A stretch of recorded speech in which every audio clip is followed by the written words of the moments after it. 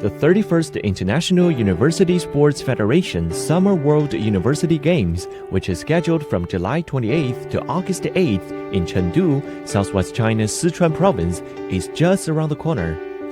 Kenyan student athletes and coaches have been preparing for the event and shared their expectations for the Chengdu Universiade.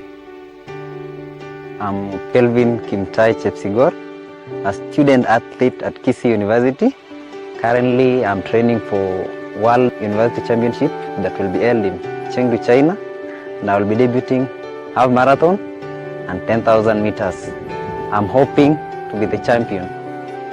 For me, it's a pleasure, and I want to tell the Chinese audience that I will make them proud. I want to explore China, make friends there. We have 25 students representing Kenya in world universities. We started with build up some months ago. We did some endurance. Now we are doing speed work, and we have measured them, and now they are improving a lot.